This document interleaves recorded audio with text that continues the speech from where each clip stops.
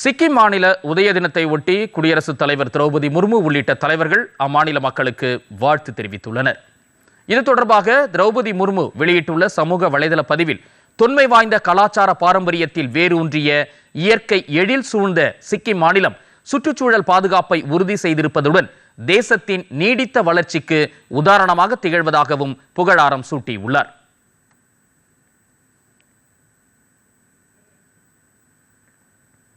பிரதமர் நரேந்திர மோடி வெளியிட்டுள்ள சமூக வலைதள பதிவில், நாட்டின் வளர்ச்சியில் சிக்கிமின் பங்களிப்பு மதிப்பிற்குரியது என குறிப்பிட்டுள்ளார்.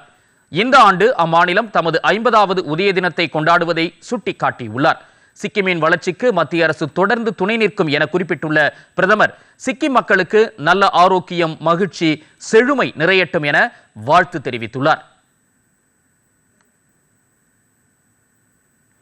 மத்திய உள்துறை அமைச்சர் அமித்ஷா வெளியிட்டுள்ள சமூக வலைதள பதிவில், உலகின் முதல் இயற்கை விவசாயம் கொண்ட மாநிலமாக திகழும் சிக்கிம் மாநிலத்தின் சாதனைகள் ஒட்டுமொத்த தேசத்திற்கும் தொடர்ந்து உதாரணமாக திகழ்வதாகவும் புகழாரம் சூட்டியுள்ளார்.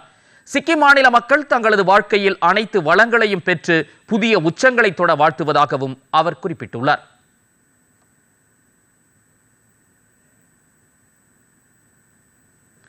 தமிழ்நாடு ஆளுநர் ராஜேந்திர விஸ்வநாத் அர்லேக்கர் இதுகுறித்து மக்களுக்கு வாழ்த்து தெரிவித்துள்ளார். தேசத்தின் 22வது மாநிலமாக உருவான சிக்கிம் மாநிலம் இந்தியாவின் முதல் மற்றும் முழுமையான விவசாய மாநிலம் என்ற பெருமையை தன்னகத்தே கொண்டிருப்பதை சுட்டிக்காட்டியுள்ளார். பாரம்பரியத்தை கட்டிக்காத்து தேசத்தின் ஒருங்கிணைந்த பகுதியாக சிக்கிம் மாநிலம் செழித்தோங்கி வருவதாகவும் ஆளுநர் குறிப்பிட்டுள்ளார்.